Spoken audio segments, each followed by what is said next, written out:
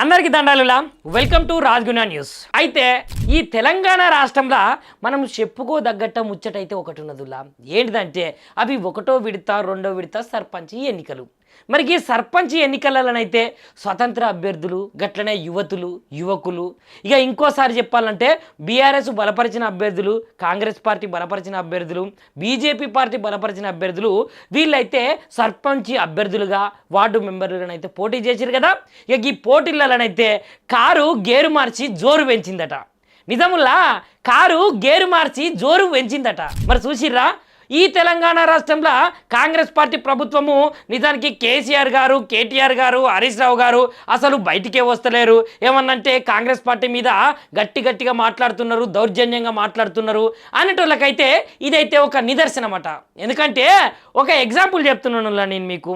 మన సిద్దిపేట నియోజకవర్గంకు సంబంధించినటువంటి ఎమ్మెల్యే మాజీ మంత్రి 6 అడుగుల బుల్లెట్ హరీష్ రావు సారు నియోజకవర్గంలో అయితే ఏకంగా కారు గేరు మార్చి రయ్యిన దూసుకపోయిందట. అంటే కాంగ్రెస్ వాళ్ళకు సున్నా, కాంగ్రెసే లేదట. అసలు చెప్పుకుందామంటే ఒక్క సర్పంచ్ అభ్యర్థి కూడా గెలవలేదని అక్కడ ఉన్నటువంటి వాళ్ళైతే మనకైతే చెప్తున్నాం ముచ్చట.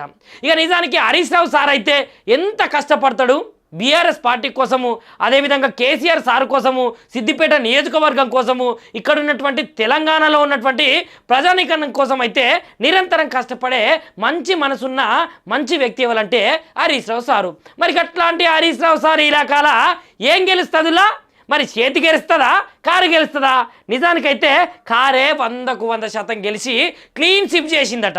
అంటే హరీష్ రావు సారు నేపథ్యంలో హరీష్ రావు సారు అదేవిధంగా బీఆర్ఎస్ పార్టీ బలపరిచినటువంటి సర్పంచ్ అభ్యర్థులు ఎవరున్నలో వాళ్ళే గెలిచిరట. ఇక వీళ్ళకు ఒక్క మలక కూడా ఒక్క ఛాయిస్ కూడా ఇవ్వకుండా ప్రతి దగ్గర గెలిచేసరికి ఇక ఇప్పుడున్నటువంటిది ఏంటిది? కాంగ్రెస్ పార్టీ ప్రభుత్వం. మరి కాంగ్రెస్ పార్టీ ప్రభుత్వం మీద వ్యతిరేకతతోటే అక్కడ ఉన్నటువంటి కారు గుర్తు బలపరిచినటువంటి అభ్యర్థులు సర్పంచ్లుగా గెలిచిళ్ళు, వార్డు అభ్యర్థులుగా గెలిచిర్రు. ఇక ఎక్కడిది కాంగ్రెస్? తెలంగాణ రాష్ట్రంలో కాంగ్రెస్ ఏడి కాడికి పోతున్నది. అసలు కాంగ్రెస్ ఆనవాళ్ళు లేకుండా చేస్తాము అని అయితే బీఆర్ఎస్ పార్టీకి సంబంధించిన నాయకులు నేతలు అందరూ చెప్తున్నారు. దీనికి గిదేనట నిదర్శనం. మరి చూసిర్రా ఏందో గెలిచిర్రో పోయిర్రో విర్రవీగటోళ్ళు విర్రవీగుతారు.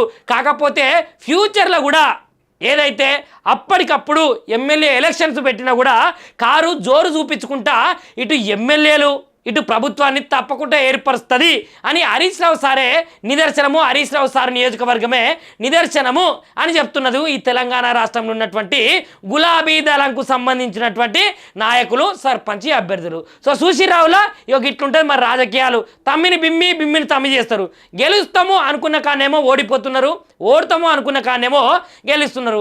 గట్లెందుకుల్లా మా ఊళ్ళోనే చూసిరా ఎక్కడ చూసినా కాంగ్రెస్ కాంగ్రెస్ కాంగ్రెస్ అన్నారు. మరి బీఆర్ఎస్ పార్టీ శాప కింద నీరు లెక్క ఊరంతా బాకి ఏకంగా సర్పంచ్ అభ్యర్థే బీఆర్ఎస్ పార్టీకి సంబంధించిన వాళ్ళు అయితే గెలిచిరు.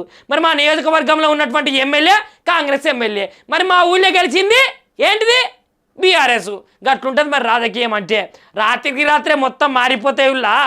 జర చూసి మెదులుర్రి, చూసి తిరుగుర్రి, చూసి న్యాయాలు చెప్పుర్రులా.